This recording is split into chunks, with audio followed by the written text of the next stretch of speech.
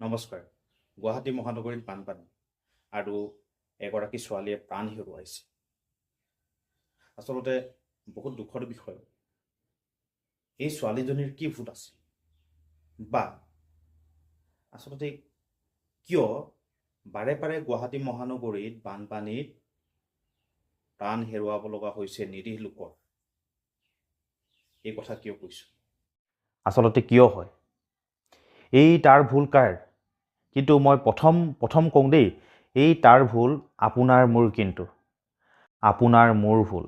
আপোনাৰ মোৰ ভুলৰ বাবে বানপানী হয়, আৰু আপোনাৰ মোৰ ভুলৰ বাবে আপোনাৰ মোৰ কোনোবা তাতে প্ৰাণ হেৰুৱায়। প্ৰথম মই নিজকে দুখ দিম বা আপোনাক দুখ দিম। আচলতে কিছু লোকে ক'ব খোজে যে গুৱাহাটীৰ চাৰিওফালে পাহাৰ আছে, গতিকেলৈ তাতে কি হয়, বৰষুণ 2-3 ঘণ্টা দিলে পানীখিনি তাতে জমা হয়। কিন্তু প্ৰকৃতিৰ এটা নিয়ম আছে। চাওক, ভৰলু নদীখন দিছে তাতে, কিন্তু মই যে ক'লোঁ অলপ আগত আপোনাৰ মোৰ ভুল, সেই তাতে সোমাই আছে। ভৰলু নদীখন আমি কি কৰি দিছোঁ? লেতেৰা জাবৰ জোথৰ পেলাই লৈ পিনি আমি শেষ কৰি দিলোঁ। মানে নদী আজি আচলতে এনেকুৱা হৈ গ'ল, নদী নহয়, এটা নলাৰ দৰে এনেকুৱা কৰি দিলোঁ আমি। চাওক, এয়া আপোনাৰ ভুল, আপোনাৰ মোৰ ভুল নহয় নেকি? প্ৰকৃতিয়ে নদীখন দিছে আৰু যাতে গুৱাহাটীৰ পানীখিনি ওলাই যাব পাৰে আৰু ব্ৰহ্মপুত্ৰত যাতে পৰেগৈ, কিন্তু আপুনি মই সেয়া শেষ কৰি দিছোঁ। তাতে ৰাইজৰে অকল ভুল নাই, কিন্তু মই প্ৰথম দায়ী দিছোঁ ৰাইজৰ কাৰণে হৈছে। আৰু দ্বিতীয়তে মই ক'ম চৰকাৰৰ দোষ আছে। চৰকাৰে যদি ভাবে সুন্দৰ কৰি ল'ব পাৰে, ভৰলু নদীখন ভালকৈ খান্দি পিনি, তাতে কি হয় দেই, তাতে কি হয় আপোনাৰ এনেকুৱা হৈ যায়, মানে আজিকালি ঠিকাদাৰবিলাক কি কৰে যে এইটো কাম কৰিম, সেই কামত মই কিমান টকা পাম, সেইটো প্ৰথম চিন্তা কৰি লয়। কিন্তু মই যে এটা কাম কৰিম, সেই কাম কৰিলে ৰাইজৰ কিমান সুবিধা হ'ব, সেইটো কেতিয়াও নাচায়। আৰু সেই কথা আজিলৈকে কোনেও নকয়। এজন ঠিকাদাৰে চাওক, আপোনাৰ ওচৰে পাজৰে যদি ঠিকাদাৰ আছে, বা আপোনালোকে সকলোৱে জানেই ঠিকাদাৰে কি কয়, আপোনাৰ সম্পৰ্কীয় যদি কোনোবা ঠিকাদাৰ আছে, কি কয়, এটা কাম যদি কৰে তেতিয়াহ'লে সদায় এইটো প্ৰথম কৈ লয় যে সেই কাম কৰিলে মই কিমান পাম, বা কেতিয়াবা কয় এইটো কাম কৰিলোঁ মই বেছি টকাই নাপালোঁ। অনলি মানি, টকাৰ কাৰণে মানুহ জীয়াই আছে। কিন্তু আজি যে আমি প্ৰাণ হেৰুৱাইছোঁ, আগতো প্ৰাণ হেৰুৱাইছোঁ, সেয়া কোনো আচলতে চিন্তা কৰি নাচায়।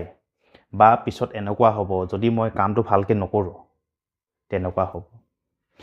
মই মোৰ ওচৰতে চাওক, এটা চেনেল কাটিং কৰি দিছিলে দেই, কিন্তু সেই চেনেল কাটিং কি কৰিলে, এনেই নামত চেনেল কাটিং কৰি দি পিনি মানে স্কিমৰ টকাকেইটা লৈ লৈছিলে।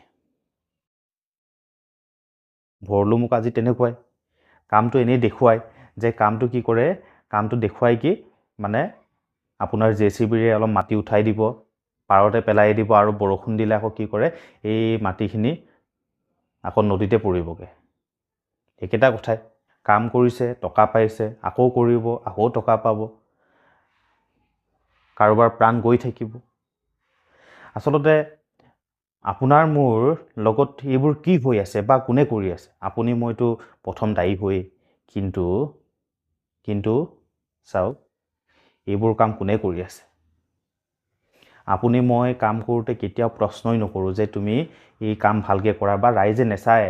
কোনোবাই যদি কাম কৰে নহয়, অকল চৰকাৰক দুখ দিয়ে যে চৰকাৰে ভালকৈ কৰি নিদিয়ে। হয়, চৰকাৰকো দুখ দিব লাগিব, চৰকাৰৰ ইয়াৰ দায়িত্ব। গতিকেলৈ চৰকাৰতো ভুল আছে, চৰকাৰে ভালকৈ কাম কৰি দিয়া নাই। আৰু নলাত কেনেকৈ পৰিব পালে? নলা খোলাকৈ ৰাখিছিলে নেকি? গতিকেলৈ নকওঁ, একো নকওঁ, দুখ লাগিছে। গতিকে মই বিচাৰোঁ, অসমত যেতিয়ালৈকে কৰাপশ্যন বা ঠিকাদাৰী নামত লাখ লাখ টকা লুণ্ঠন হোৱাটো বন্ধ নহয়, আচলতে তেতিয়ালৈকে অসমখন এনেকুৱা হৈ থাকিব, অসমীয়া আজি এনেকুৱাই হৈ থাকিব। আৰু সেই কথা মই কিয় কৈছোঁ চাওক, ঠিকাদাৰে কিবা এটা প্ৰফিট পাব লাগিব। হয়, মানি লৈছোঁ 10% দিলে তেখেতৰ লোকচান হ'ব নেকি?